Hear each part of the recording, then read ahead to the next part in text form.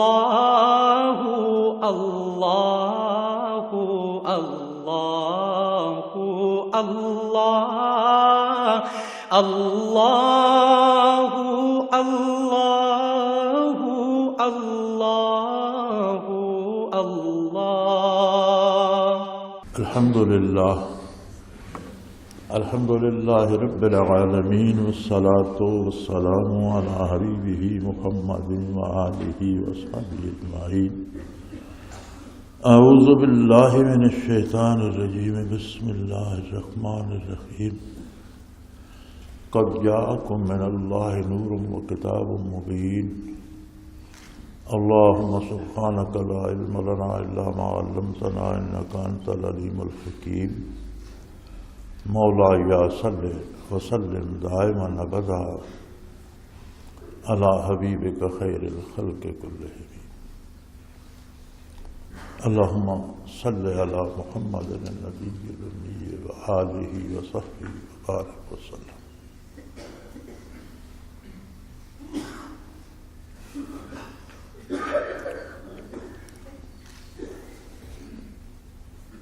حضور اکرم صلی اللہ تعالی علیہ وآلہ وسلم کا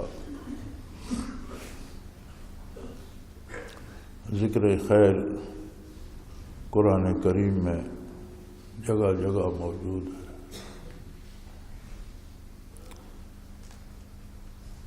لیکن ایک بات قابل توجہ ہے کہ اللہ جل شانہ نے اپنے حبیب صلی اللہ علیہ وآلہ وسلم کا ذکر جہاں بھی فرمایا ہے وہاں ہی نبوت و رسالت کے حوالے سے فرمایا ہے.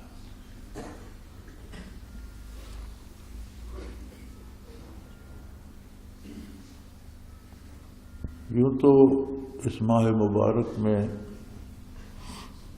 آپ صلی اللہ علیہ وسلم کی ولادت باسعادت بھی ہے،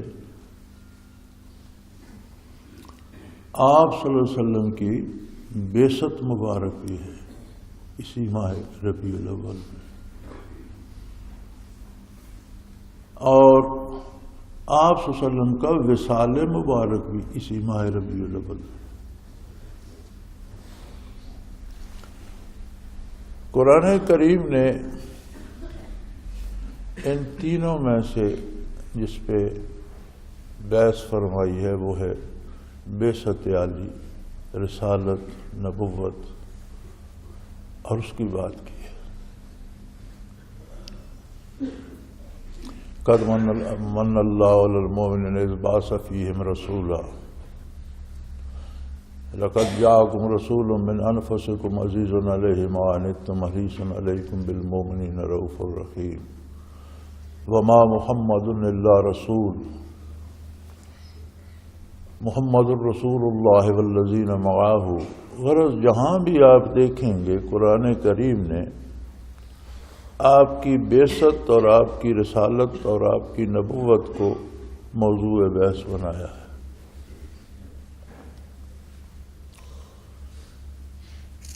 کن تاریخوں میں ولادت باسعادت ہوئی، کن تاریخوں میں بعثت ہوئی، کون سی تاریخ کو وصال مبارک ہوا،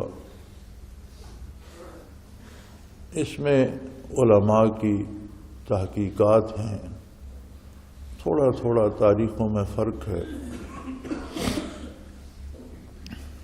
ولادت باسعادت کے بارے اکثریت کی رائے جو ہے علماء کی وہ 9 ربیع الاول ہے، اور ایک بہت بڑی اکثریت 8 ربیع الاول کی طرف ہے. 12 ربیع الاول کی ولادت مبارک کا ذکر میں نے کہیں نہیں پڑھا، ہوگا شاید، میں نے نہیں پڑھا.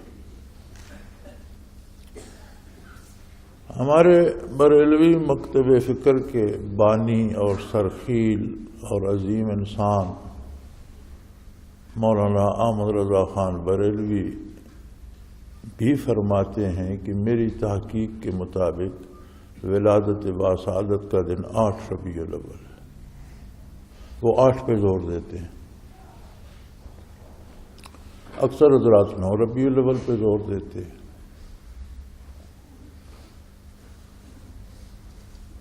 وصال مبارک کا دن، اس پہ تقریباً سارے متفق ہیں کہ یہ 12 ربیع الاول ہے۔ 12 ربیع الاول کے بارے تاریخ میں جو ملتا ہے، سیرت کی کتابوں میں جو ملتا ہے، وہ یہ ہے کہ صحابہ پہ زندگی میں جو سب سے بھاری دن گزرا وہ 12 ربیع الاول تھا۔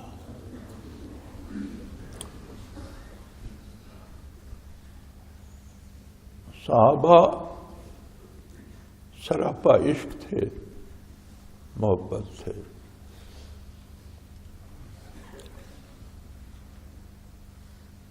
اور مدینہ منورہ میں دن کو بھی رات لگتی تھی۔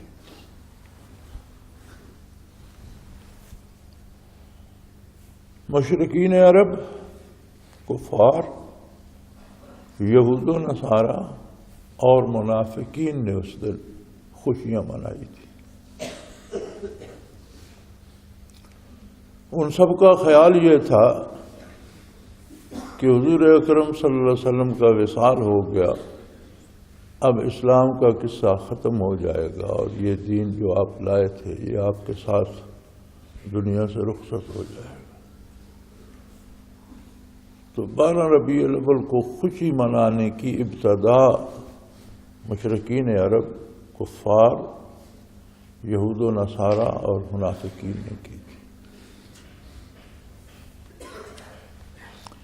اب تک یہ مجھے بار کا تو نہیں پتا، لیکن ہمارے علاقے میں تو اب تک 12 ربیع الاول کو لوگ حلوہ شلوہ یا کوئی چاول یا جو بناتے اور غریبوں میں تقسیم کرتے، اور اس کا نام تہوار کا 12 وفات رکھتے تھے۔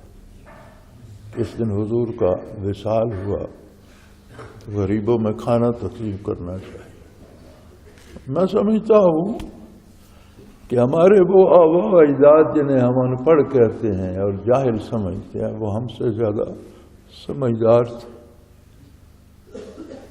وہ خوشی مشی نہیں مناتے تھے، جلوس نہیں نکالتے تھے، کچھ نہ کچھ شیرینی پکا کر غریب غربا کو یا رشتہ داروں کو دیتے،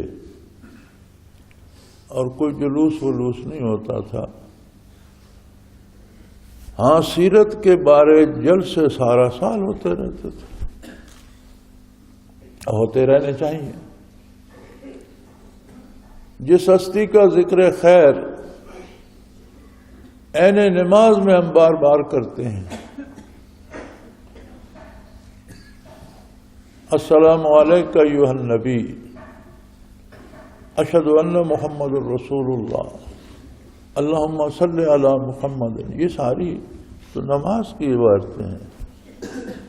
تو جس ہستی کے ذکر کو اللہ کریم نے سب سے اعلیٰ ترین عبادت اور قرب الہی کے سبب میں سمو دیا، اس کا ذکر خیر کیوں نہ کیا جائے؟ ہر مقام پر کیا جائے، ہر جگہ کیا جائے، لیکن اس کے اپنے آداب بھی ہیں۔ جب بھی ذکر خیر ہو، عظمت رسالت کو بھی ذہن میں رکھا جائے، چونکہ وہاں ارشاد ہے لا ترفعوا اصواتکم فوق صوت النبی، نبی صلی اللہ علیہ وسلم کی آواز پر اپنی آواز کو بلند نہ کرو۔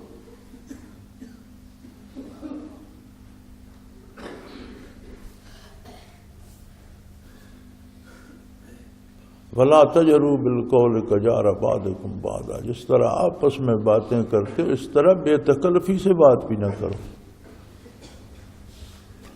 اور اگر آواز بلند ہو گئی یا آپ نے روایتی انداز میں بات کی، ان تحبط اعمالکم وانتم لا تشعرون، تو تمہاری ساری نیکیاں ضائع کر دی جائیں گی، کوئی نیکی قبول نہیں ہوگی اور تمہیں پتہ بھی نہیں چلے گا، بلکہ انتم تشعرون کی نسبت اگر اصوات کی طرف کی جائے تو پھر معنی یہ بنتا ہے کہ غیر شعوری طور پر بھی اگر تمہاری آواز بلند ہو گئی، بالارادہ نہ بلند کی، غیر شعوری طور بھی ہوگی، ساری نیکیاں ضبط ہو جائیں۔ اور جب یہ آئے کریمہ نازل ہوئی تو اس کے مخاطب میں اور آپ نہیں تھے، ہم تو بالواسطہ اب مخاطب ہیں۔ اس وقت سامنے وہ لوگ تھے جنہوں نے مکہ مکرمہ کی تکلیفیں اور دکھ اٹھائے، جنہوں نے ہجرتیں کی، جنہوں نے بدر و احد میں داد شجاعت دی، جو شہید ہوئے، جنہوں نے قربانیاں دیں، جنہوں نے اپنے خون سے اسلام کو سینچا۔ وہ مخاطب تھے کہ سب ٹھیک ہے، لیکن اگر غیر شعوری طور بھی آواز حضور کی آواز سے بلند ہو گئی تو تمہاری ان نیکیوں کی کوئی قیمت نہیں رہے گی۔ اب آپ قرآن کریم کے اس انداز کو سامنے رکھ کر آج جس طرح ربیع الاول منایا جاتا ہے اس کو ساتھ رکھیں تو کیا سمجھ آئے کیا ہوتا ہے؟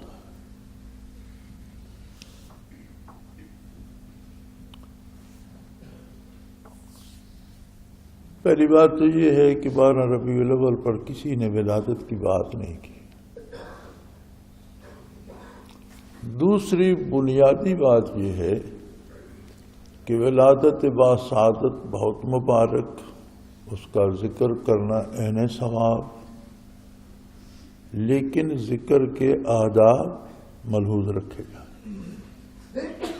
بہت اچھی بات ہے مساجد میں جمع ہوں، باوضو ہو کر بیٹھیں، سنے علماء سے، گھروں میں کریں، باوضو نہیں ہو سکتے تو کم از کم طہارت تو کی ہو، آدمی کا جسم پاک تو ہو۔ پھر سننے کے آداب ہیں، توجہ سے، خاموشی سے، ادب سے سنیں۔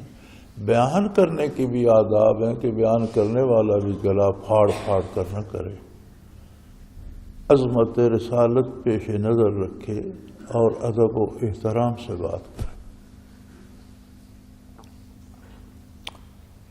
دوسری بات یہ ہے کہ حضور کی ولادت باسعادت سے بھی کائنات کو بے پناہ فائدے ہوئے، لیکن یہ یاد رہے کہ ولادت باسعادت سے جو فوائد مادی بھی ہوئے وہ صرف مسلمانوں کو، مومن کو نہیں ہوئے، اس میں مومن و کافر برابر کے شریک۔ مصیبتیں ٹل گئیں، ظالموں کے قلعے ہل گئے، اللہ کی رحمت بارشیں ہونے لگیں، لوگ آسودہ حال ہوئے، لیکن کیا صرف مسلمان ہوئے؟ اسلام کی ابتدا تو بعثت عالی سے ہوتی ہے نا۔ تو ولادت باسعادت سے جو مادی فوائد دنیا کو ہوئے، مثلا حضور نے فرمایا جب میں دنیا میں آیا تو اللہ کریم نے اجتماعی عذاب روک دیے، تو عذاب مومنین پر تو نہیں آتے تھے، کفار پر آتے تھے، بدکاروں پہ آتے تھے، ظالموں پہ آتے تھے۔ مومن کے لیے جو راستہ قرآن کریم نے بتایا وہ ہے بعثت عالی کو یاد کرنے کا، اور فرمایا خوب سن لو، قد جاءکم من اللہ نور وکتاب مبین۔ چھوٹے سے جملے میں سمندر سمو دیا ہے۔ انسانی مزاج ہے یہ حادثوں کے انتظار میں رہتا ہے، جب کوئی حادثہ ہوتا ہے تو سب جمع ہو جاتے ہیں، بھائی بھائی سے روٹھ جاتا ہے، بات نہیں کرتا، اولاد والدین سے روٹھ جاتی ہے، دوست دوستوں سے روٹھ جاتے ہیں، جب کوئی حادثہ ہوتا ہے ان میں سے کوئی مر جاتا ہے، کوئی گر جاتا ہے، کوئی زخمی ہو جاتا ہے، پھر سارے جمع ہو جاتے ہیں۔ انسانی مزاج ہے کہ یہ جمع ہونے کے لیے یا غور کرنے کے لیے یا اس بات پر توجہ دینے کے لیے حادثے کا منتظر رہتا ہے۔ کتنے ایسے لوگ ہیں جن کے پاس آپ منتیں کرتے رہو، وفد بھیجتے رہو، منانے کی کوشش کرتے رہو، بات نہیں سنتے. لیکن اسی بندے کی ٹانگ ٹوٹ جائے سارے جمع ہو جاتے. یعنی اسی انتظار میں تھے کہ اس کے ساتھ کچھ ہو تو پھر اکٹھے ہو جائیں. یہ مزاج ہے انسان. اور ہم روز دیکھتے ہیں اللہ کریم نے حتمی طور پر فرما دیا کہ جو ہونا تھا وہ ہو چکا. قد جاءکم من اللہ نور، اللہ کی طرف سے تمہارے پاس جامع اور مکمل نور ہدایت پہنچ گیا. اب قیامت تک ایسا حادثہ کوئی نہیں ہوگا، کوئی نیا نبی مبعوث نہیں ہوگا، کوئی نئی نبوت نہیں ہوگی، کبھی فرشتہ احکام لے کر نہیں آئے گا، کوئی وحی نہیں آئے گی. جو ہونا تھا وہ ہو چکا. قد جاءکم، تحقیق آ چکا تمہارے پاس، من اللہ، اللہ کی طرف سے نور ہدایت. نور ہدایت کامل و مکمل حضور اکرم صلی اللہ علیہ وسلم کی ذات والا صفات ہے صلی اللہ علیہ وسلم. اور دوسری بات یہ کہ اس نور کے ساتھ کتاب مبین، واضح کتاب بھی آ چکی، اب کوئی نہیں آئے گی.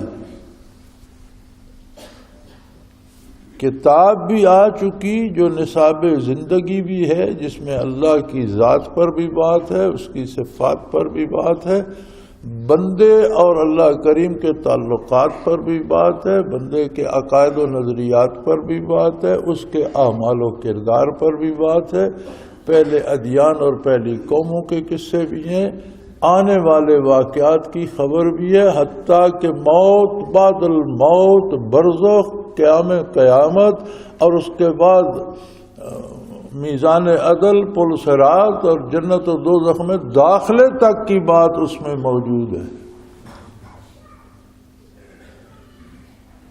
قد جاءکم من اللہ کتاب و نور و کتاب مبین. جو ہونا تھا ہو چکا. اب ساری انسانیت کو چاہیے کہ اسی پر جمع ہو جائے، اسی کی طرف متوجہ ہو جائے. کوئی اور ایسا حادثہ اب نہیں ہو، کوئی اتنا عظیم واقعہ اب اس کے بعد نہیں ہو. اس آیہ کریمہ میں بھی حضور کی ذات سے منسلک ہونے کی ہدایت فرمائی کہ حضور کی ذات ہی نور ہدایت ہے. یہاں سے کچھ لوگوں کو یہ دھوکہ بھی لگتا ہے کہ وہ اس بات سے انکار کر بیٹھتے ہیں کہ اللہ نور کہہ رہا ہے اور ہم حضور اکرم صلی اللہ علیہ وسلم کو بشر کیوں کہیں. بشریت کا انکار گویا نبوت کا انکار ہے. حضور خیر البشر ہیں، کوئی دوسرا بشر آپ کے سائے مبارک جیسا بھی نہیں ہے. لیکن انکار بشریت نبوت کا انکار ہے، کیونکہ نبوت و رسالت صرف بشر کو ملی ہے، نہ فرشتے کو ملی ہے، نوری مخلوق ہے، نہ جن کو ملی. آپ بشر ہوتے ہوئے آپ وسلم مجسم نور ہدایت ہے. آپ کا وجود نور ہدایت ہے، آپ کے ارشادات نور ہیں، آپ کے اعمال و کردار نور ہیں. جس کا حکم دیا وہ کرنا نور ہے، جس سے روک دیا اسے نہ کرنا نور ہے. اور آپ کے ارشاد کے خلاف کوئی بات سوچنا، کوئی عقیدہ بنانا، کوئی عمل کرنا، یہ سارا ضرورت.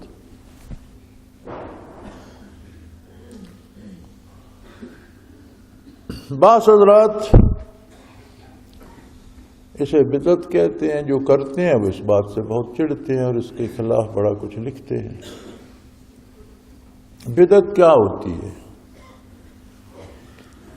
بدعت کے بارے وعید بڑی سخت ہے.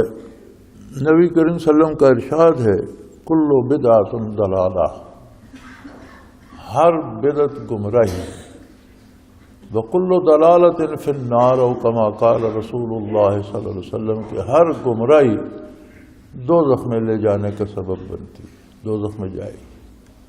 تو یہ بدعت ہے کیا؟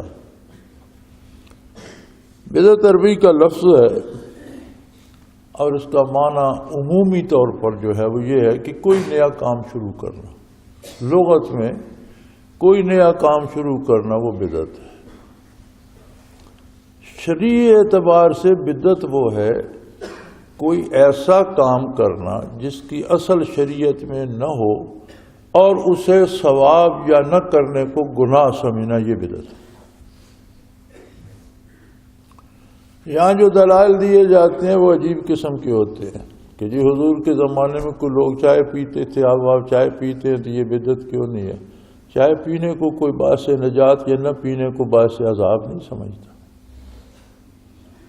اگر لباس میں یا حالات میں تبدیلیاں آئی ہیں تو اسے کوئی ثواب یا عذاب کا باعث نہیں سمجھتا۔ اگر اس کو آپ نجات کا سبب اور نہ جلوس کرنے والے کو آپ گناہگار سمجھ لیں گے تو پھر یہ بدعت شرعی بن جائے، اور ہر بدعت شرعی دوزخ کی طرف لے جانے والی ہے۔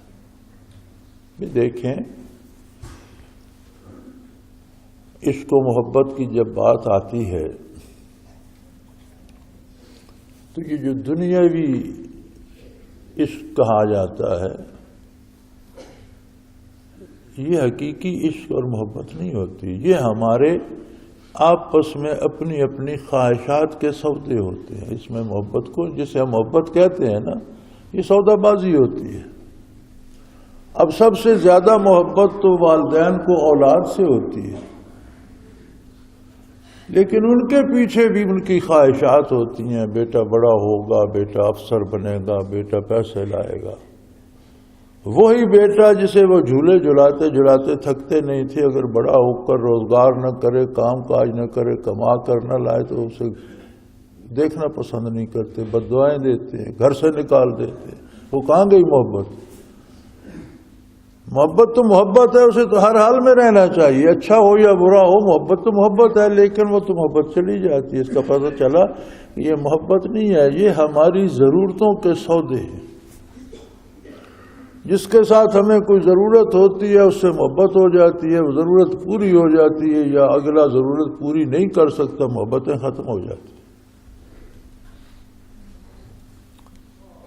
پھر یہ کہا جاتا ہے کہ عشق و محبت بندے کے اختیار سے باہر ہے، بڑا طاقتور جذبہ ہے، اس میں حدود و قیود کوئی نہیں رہتی، یہ ہوتا ہے وہ ہوتا ہے، سب بجا ہوگا۔ لیکن یہ بارگاہ جو محمد الرسول اللہ علیہ وسلم کی بارگاہ ہے، یہاں عشق بھی بے قابو نہیں ہو سکتا، پابند ہے ادب رسالت کا، بارگاہ رسالت کے آداب کا عشق و جنوں بھی پابند ہے۔ محبت اور عشق اگر کیا تو صحابہ کرام نے رسول اللہ صلی اللہ علیہ وسلم سے کیا۔ کیسے عجیب لوگ تھے۔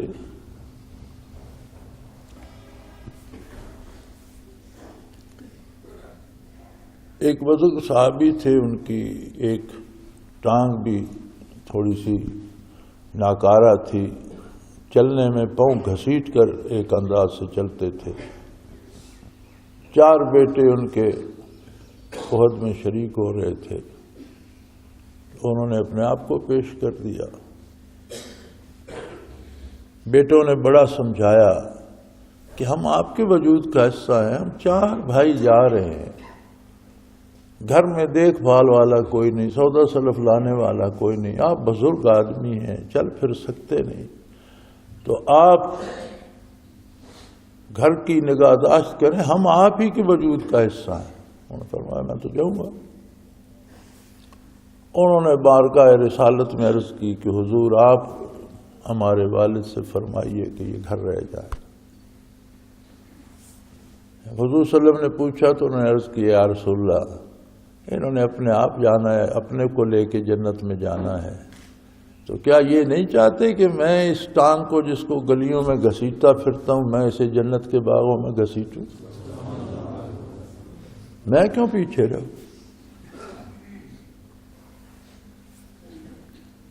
عہد میں شہید ہو گئے۔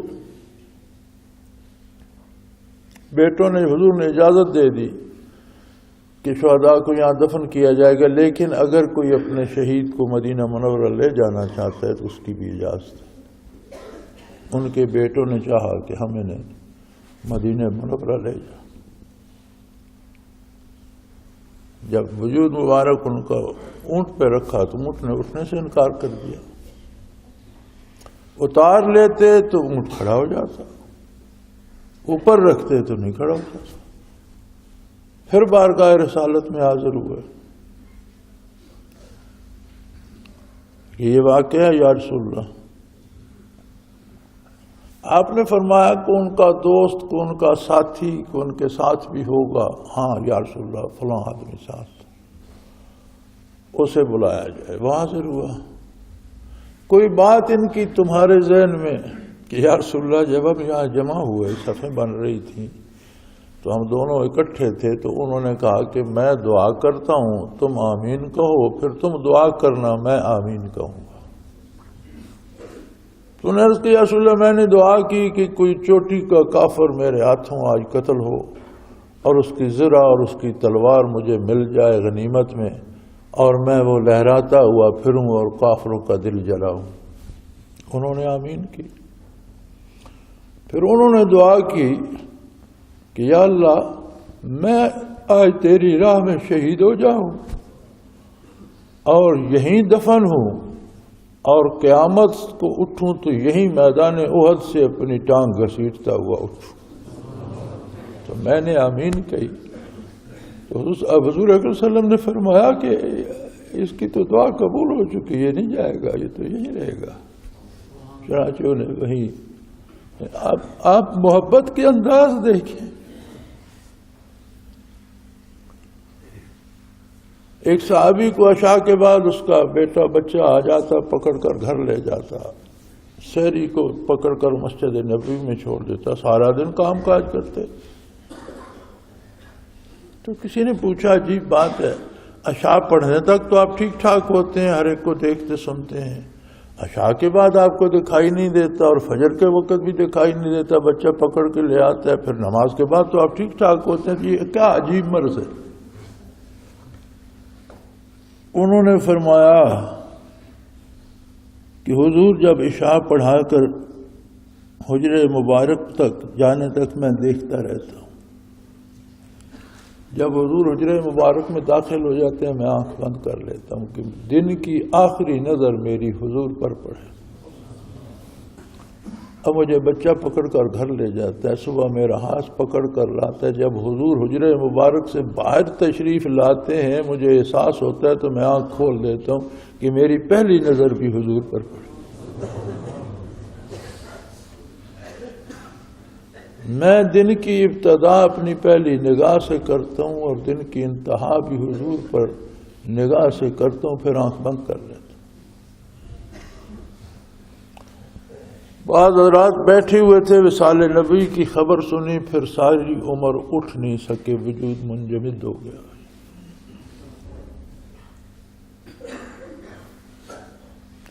اس سب کے باوجود، اتنے عشق اور جانثاری کے باوجود انہیں خطاب ہو رہا ہے کہ خبردار اونچا دم مت مارو۔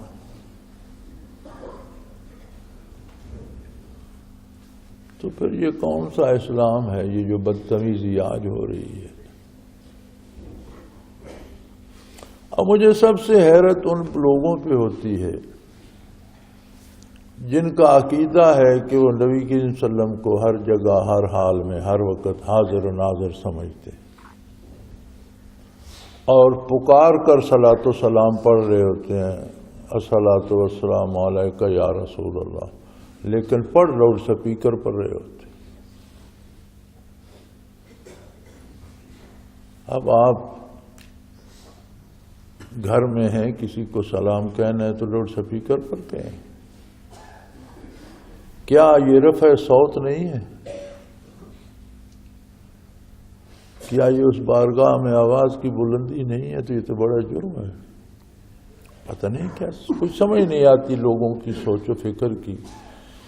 دین جو آخرت کے لیے تھا اسے لوگوں نے دنیاوی شوشا کا اور دنیاوی روب داب بنانے کا اور چندے جمع کرنے کا اور دولت اکٹھی کرنے کا ذریعہ بنا لیا۔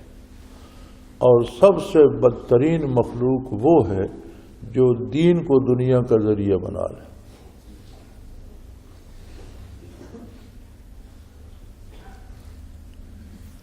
تو اللہ کریم نے فرمایا کہ اسے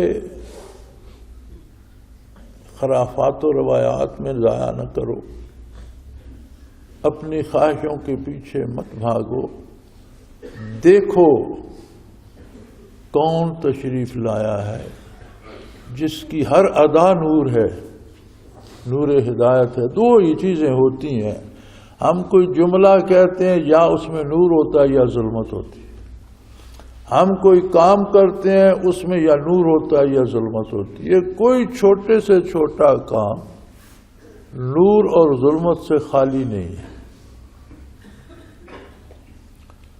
تو نور کہاں سے آتا ہے؟ فرمایا سارے کا سارا نور جو ساری انسانیت کو نصیب ہوتا ہے، قیامت تک نصیب ہوتا رہے گا، وہ ہے محمد الرسول اللہ صلی اللہ علیہ وسلم کا وجود پاک، آپ کی نبوت و رسالت، آپ کے ارشادات، آپ کے احکامات، آپ کے اوامر و نواہی، آپ کا اتباع، آپ کی غلامی، ہر وہ بات جو حضور کی اطاعت میں کی جائے، ہر وہ کام جو حضور کی اطاعت میں کیا جائے، وہ نور ہے۔ یہ وہی نور ہے جو لوگوں کے پاس پل صراط پر ہوگا۔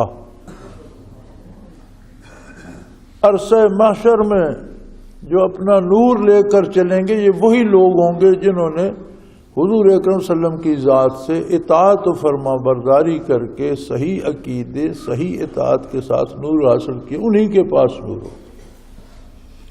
قرآن کریم فرماتا ہے نا، منافقین انہیں کہیں گے یار کچھ روشنی تو ہمیں بھی دے دو، تو وہ کہیں گے واپس جاؤ، یہ جہاں بٹتی رہی تھی وہاں سے لے کر آؤ اگر جا سکتے ہو تو، اب یہاں کوئی نہیں دے گا تمہیں۔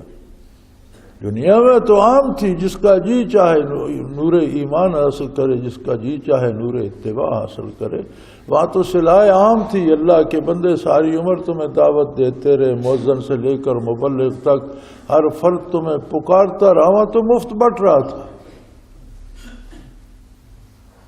وہاں تم نے لیا نہیں، یہاں کون دے گا تمہیں؟ واپس جاؤ اگر جا سکتے ہو تو۔ اور فرمایا کتاب مبین، ایک ایسی کتاب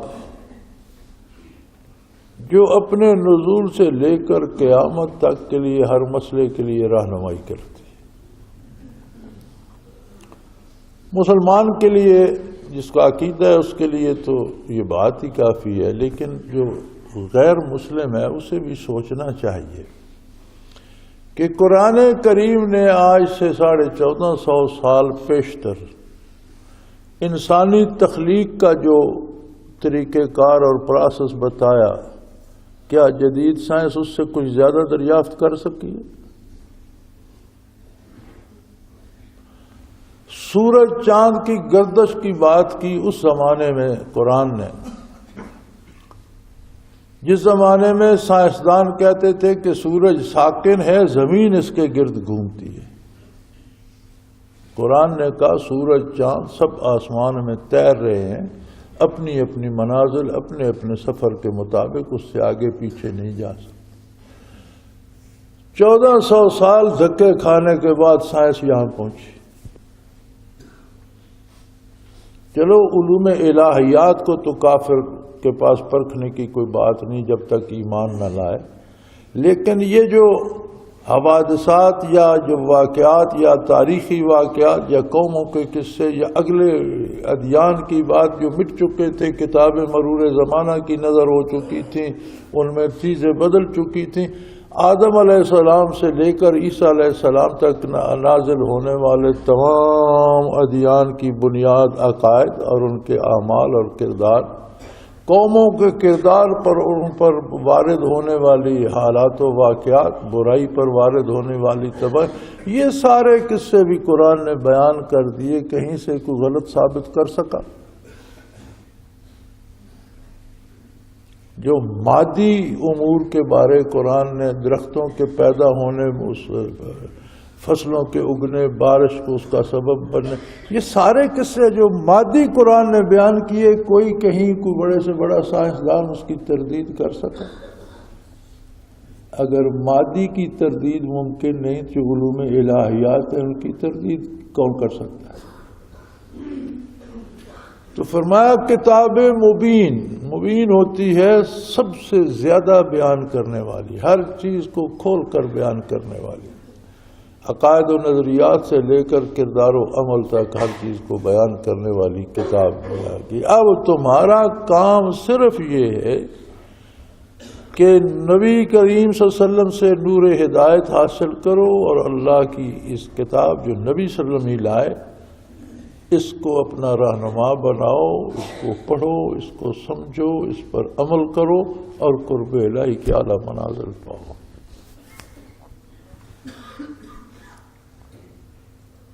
جب یہ سب کچھ سمجھانے کی کوشش کی جاتی ہے تو کہا جاتا ہے یہ ذکر رسول سے روکتے ہیں۔ بھئی کیسی عجیب بات ہے، ذکر رسول سے کیسے روکا جا سکتا ہے؟ ذکر رسول اللہ صلی اللہ علیہ وسلم تو نام نامی لے کر، کہیں السلام علیکہ ایھا النبی، کہیں اس میں مبارک لے کر اشہد ان محمد رسول اللہ، اللہم صلی علی محمد وعلی آل محمد کما صلیت علی ابراہیم وعلی آل ابراہیم انک حمید مجید، جو نماز میں موجود ہے بھائی، اٹھتے بیٹھتے کرو، گھر میں کرو، چلتے پھرتے کرو، لیکن اسے تماشا نہ بنا، اس کے آداب کا خیال رکھو۔ پھر ربیع الاول میں یہ بھی خیال رکھو کہ وہ نور مجسم اللہ کا وہ حبیب کہ جس کے سامنے سوال عرض کیا جاتا تھا تو جواب اللہ کریم کی طرف سے بذریعہ وحی آتا تھا،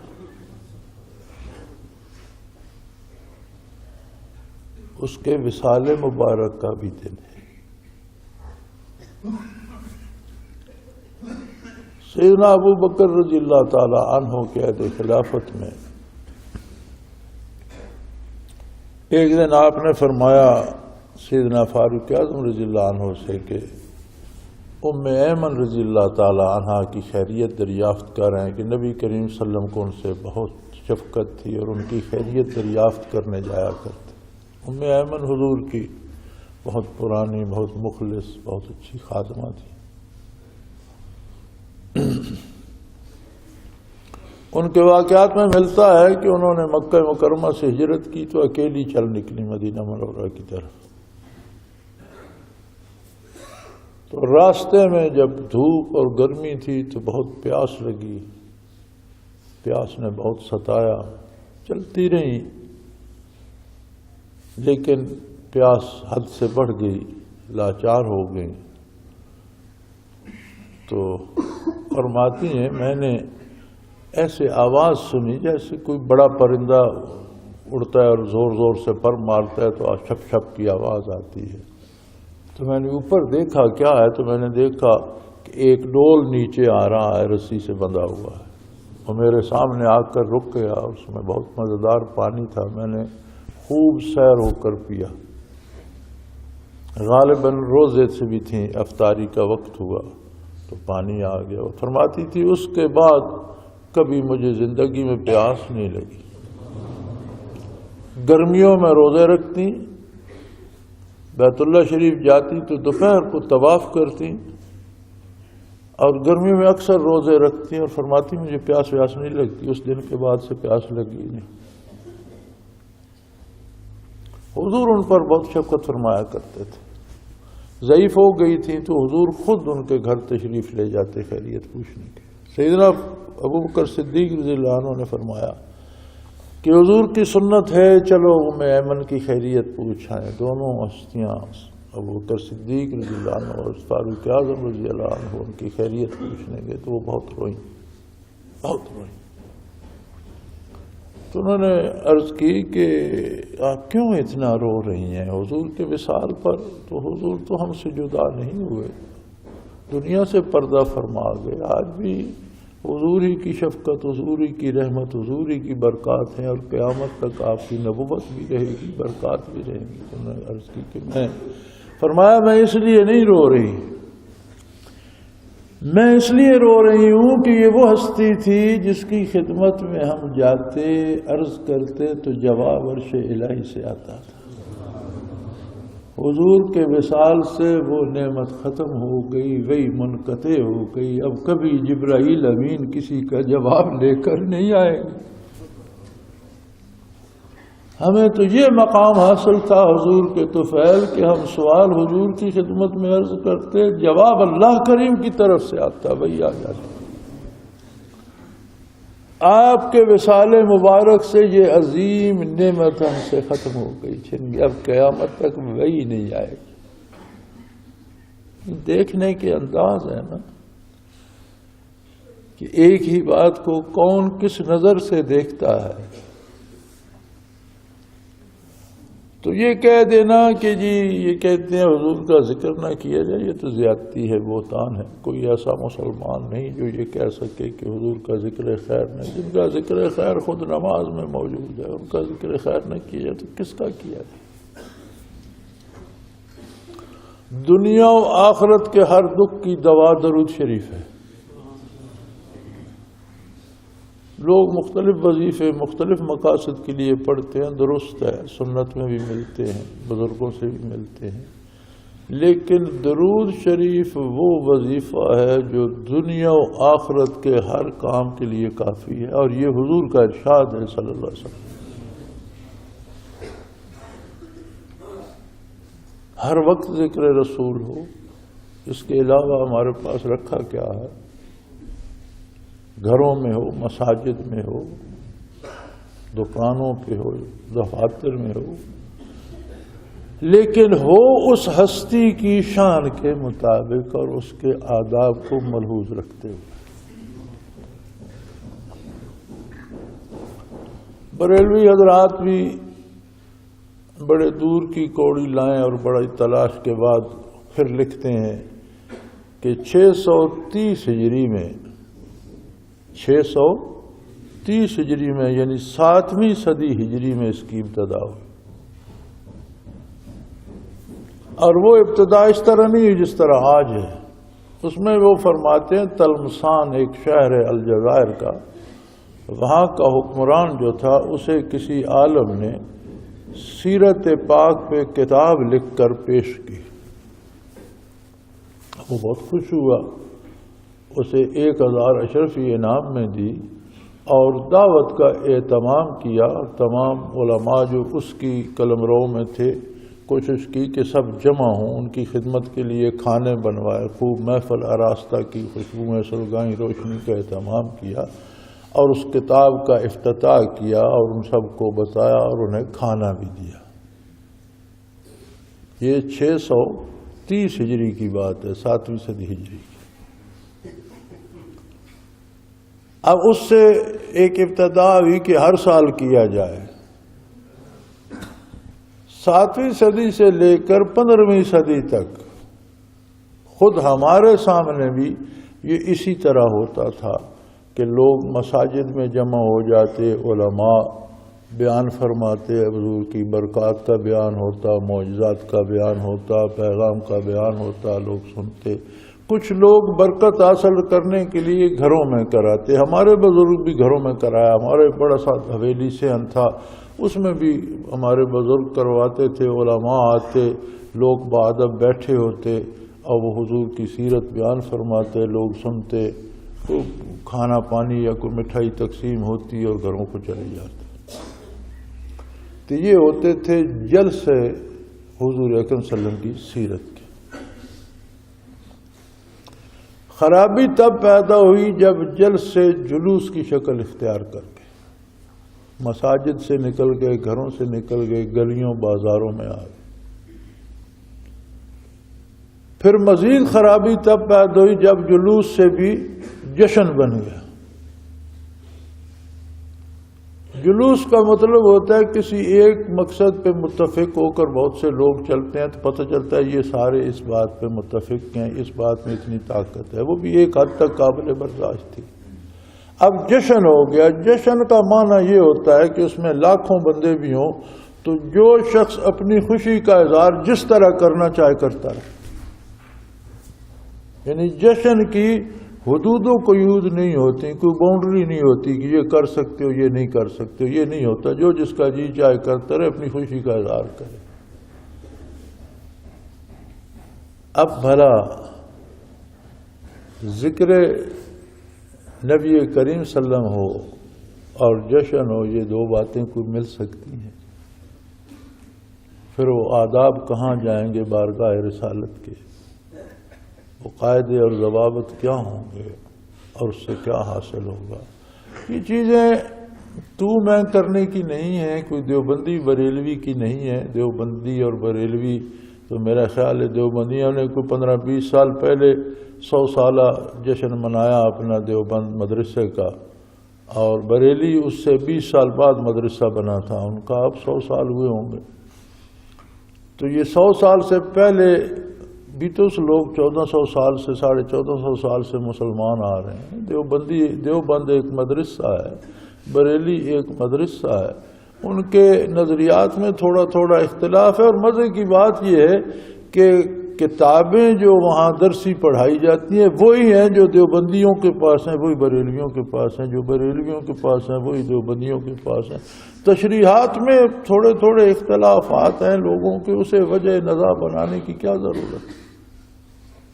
وہاں دیوبندی بریلوی نہیں پوچھا جائے گا، وہاں پوچھا جائے گا محمدی کون ہے۔ حضور اکرم صلی اللہ علیہ وسلم کے ارشاد کے مطابق عقیدہ کس کا ہے اور عمل کس کا ہے؟ تو یہ چھوٹے چھوٹے تنازعات اور انہیں اپنا بنا لینا وجہ نزاع، یہ تو کوئی درست نہیں ہے۔ ہاں ضروری یہ ہے کہ وہ نور جو عرصہ معاشر میں جس کی ضرورت پڑے گی وہ یہاں حاصل کیا جائے۔ اب وہ نور ہے ذات رسول اللہ صلی اللہ علیہ وسلم اور اللہ کی کتاب۔ قرآن کریم نے جہاں بھی ذکر فرمایا آپ کی رسالت و نبوت کا ذکر فرمایا، آپ کی بعثت کا ذکر فرمایا۔ ہمارے لیے راہ ہدایت جو ہے وہ آپ صلی اللہ علیہ وسلم کے پیغام سے آشنا ہونا۔ اب اکثر میلاد پہ ولادت باسعادت ہی کے تذکرے رہتے ہیں، اس کی وجہ یہ ہے کہ آسان سا کام ہے، ولادت کے ساتھ کسی حکم شرعی کا تو کوئی تعلق نہیں، وہ تو سارے تعلقات ارشادات عالیہ کے تو بعثت کے ساتھ متعلق۔ تو لوگوں کا عجیب حال ہے۔ عطا اللہ شاہ بخاری رحمۃ اللہ تعالی علیہ فرمایا کرتے تھے کہ لوگ جینا تو فرعون کی زندگی چاہتے ہیں، موت موسیٰ کی چاہتے ہیں۔ زندگی میں تو فرعون بنے رہتے ہیں، اپنی خوش آمد چاہتے ہیں، دولت جمع کرنا چاہتے ہیں، دوسروں پر مسلط رہنا چاہتے ہیں، لیکن کہتے ہیں موت موسیٰ علیہ السلام کی آئے، مرے تو ایسے ہو جائے۔ اور وہ صحیح فرماتے تھے، ہماری مصیبت یہ ہے کہ ہم دنیا میں تو اپنی پوجا کرتے رہتے ہیں، خود کو الہ بنائے رکھتے ہیں، اپنی خواہشات کی پیروی کرتے رہتے ہیں، جب مرتے ہیں تو پھر جاتے ہیں کہ اب ہم ولی اللہ ہو جائیں، مرنے کے بعد ہمیں صحابہ کا درجہ مل جائے۔ کیسے ممکن ہے بھائی؟ سب کچھ تو سب کا مدار تو اسی حیات پر ہے۔ اسی زندگی میں عقیدہ بھی قبول کرنا ہے، اور اسی زندگی کے اعمال اس کے عقیدے کے محافظ بھی ہیں، اس ایمان میں زیادتی کا سبب بھی بنتے ہیں اور کوتاہیاں کمی کا سبب بھی بنتی ہیں۔ تو میرے بھائی، حضور اکرم صلی اللہ علیہ وسلم کا ذکر خیر ہر لمحہ کرو، ہر آن کرو، مجلس میں کرو، تنہائی میں کرو، راتوں کو کرو، دنوں کو کرو۔ جتنا ذکر خیر کرو گے، جتنا درود شریف پڑھو گے، جتنا صلاۃ و سلام پڑھو گے، اتنی برکات نصیب ہوں گی، اتنا نور ہدایت نصیب ہوگا، اتنی دنیا بھی سنورے گی، آخرت بھی سنورے گی۔ یہ کہتے ہیں نا نیکوں پر بہت مصیبتیں آتی ہیں، یہ ٹھیک ہے، لیکن نیکوں کے لیے وہ مصیبتیں بھی باعث لطف بن جاتی ہیں، انہیں اس میں بھی مزہ آتا ہے، اس لیے کہ وہ اس کی طرف سے ہوتی ہیں جس سے وہ عشق کر رہے ہوتے ہیں، جس کے وہ طالب ہوتے ہیں۔ ان کا دل پریشان نہیں ہوتا، ظاہری مصیبت بھی ہوتی ہے، بیماریاں بھی ہوتی ہیں، پریشانیاں بھی ہوتی ہیں لیکن وہ ظاہری ہوتی ہیں، ان کا دل پریشان نہیں ہوتا۔ اور بدکار کے پاس دنیا کی حکومت بھی ہو تو اس کے اندر دوزخ جلتا رہتا ہے، اسے سکون نہیں نصیب ہوتا۔ نیکوں پر آنے والی مصیبت ظاہراً مصیبت ہوتی ہے، باطناً سکون کا سبب ہوتی ہے، اور بدکاروں کو ملنے والی دنیاوی عظمت بظاہر عظمت ہوتی ہے، اندر سے بھاپڑ بل رہے ہوتے ہیں۔ یہ بڑا فرق ہے۔ سو میرے بھائی، پورے خلوص سے اللہ کو یاد کرو، اللہ کی کتاب کو پڑھو، سمجھو، اس پر عمل کرو، اور نبی کریم صلی اللہ علیہ وسلم سے ہر آن اپنا رشتہ استوار رکھو، ہر سانس میں حضور سے رشتہ استوار رکھو، اور مختلف وظائف کی بجائے درود شریف کو وظیفہ بنا لو، یہ سب کا جامع ہے۔ ایک صحابی نے عرض کیا تھا، یا رسول اللہ صلی اللہ علیہ وسلم، میں نے اتنا وقت وظائف کے لیے مختص کیا ہوا ہے اور اس میں 3 حصے دوسرے وظائف پڑھتا ہوں، 1/4 حصہ وقت جو ہے وہ درود شریف پہ لگا۔ تو آپ صلی اللہ علیہ وسلم نے فرمایا کہ اگر درود زیادہ کر لو تو اچھی بات، یا رسول اللہ آدھا وقت دوسرے وظیفوں پہ لگاؤں، آدھا درود شریف پہ۔ فرمایا اور بڑھا لو تو اور اچھا۔ یا رسول اللہ 3 حصے وقت کے درود شریف پہ لگاؤں، 1 حصہ باقی بتا۔ فرمایا اور بڑھا لو تو اور اچھا ہے۔ عرض کی، یا رسول اللہ سارا وقت درود شریف ہی نہ پڑھتا رہوں؟ فرمایا اگر ایسا کرو گے تو دنیا و آخرت کی ہر بھلائی پالو۔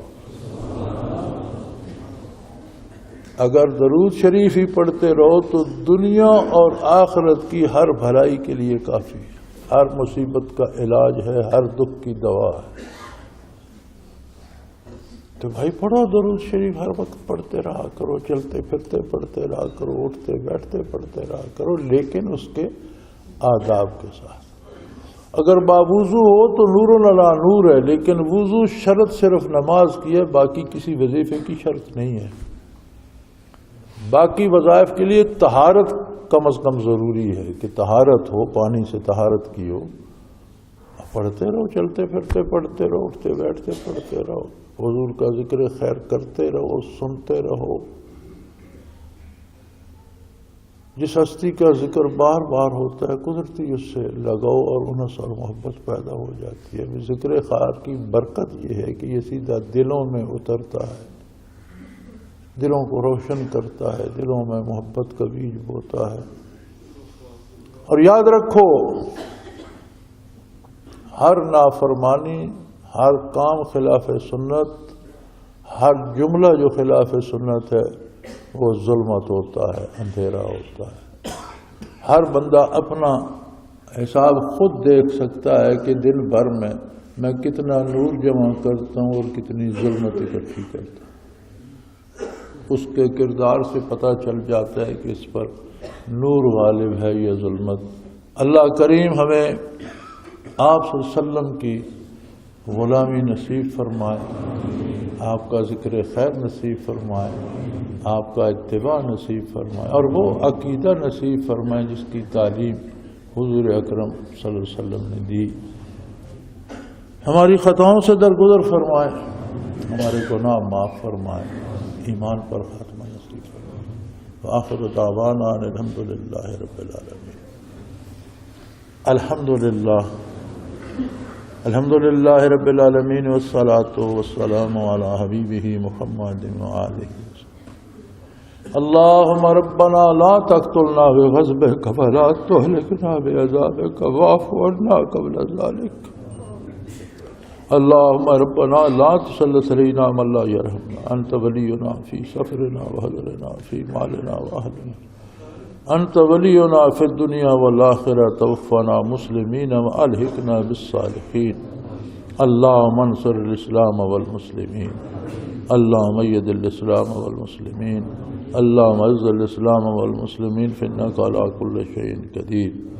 اللہم انزل علینا من السماء ماء مبارکا نافعا غیر ضار، نافعا غیر ضار، نافعا غیر ضار، والذی ينزل الغیث من بعد ما قنطوا وینشر رحمته وهو الولی الحمید، وهو الولی الحمید۔ वसल्लल्लाहु ताला अला हबीबिही मुहम्मद व आलिहि वसहबिही बिरहमतिक या अल्लाहु अल्लाहु अल्लाहु अल्लाह अल्लाहु अल्लाहु अल्लाहु अल्लाह।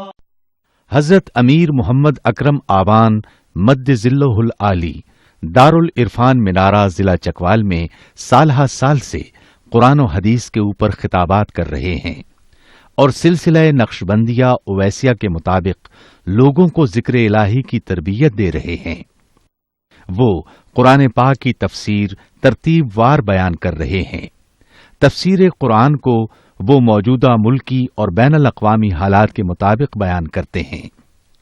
मोटरवे से कलर कहार के इंटरचेंज से निकलते हुए कलर कहार की झील से होते हुए मियानी, बोछाल और नूरपुर से गुजरते हुए दारुल इरफान मिनारा पहुंच सकते हैं। हजरत अमीर मोहम्मद अकरम आवान ने बच्चियों और बच्चों की दीनी और दुनियावी तालीम के लिए सिकारा एकेडमी के नाम से एक दरसगाह भी कायम की है, जिसका इफ्तिताह मुल्क पाकिस्तान के सदर जनरल मोहम्मद ज़ियाउल हक ने अपने दस्ते मुबारक से किया था। वो तमाम अहबाब जो इस्लाम की तलब रखते हैं उनसे गुजारिश है कि दारुल इरफान मिनारा जिला चकवाल में अमीर मोहम्मद अकरम आवान साहब के खिताबात से मुस्तफीद हों। वो हर जुमे को नमाज से पहले बयान फरमाते हैं। हर माह की पहली इतवार को माहाना इज्तिमा होता है जिसमें आप खुसूसी खिताब फरमाते हैं और पाकिस्तान के चारों सूबों से अहबाब इस इज्तिमा में शिरकत करते हैं। इसके अलावा यहाँ साल में 2 मरकजी इज्तिमात भी होते हैं, एक रमजानुल मुबारक में एतिकाफ का इज्तिमा और दूसरा जुलाई और अगस्त में 40 दिन का इज्तिमा होता है जिसमें रूहानी तरबियत की जाती है। अपना खून सीमाब देकर इतना हम कर जाएंगे, नाम आका का चमन में फिर रकम कर जाएंगे।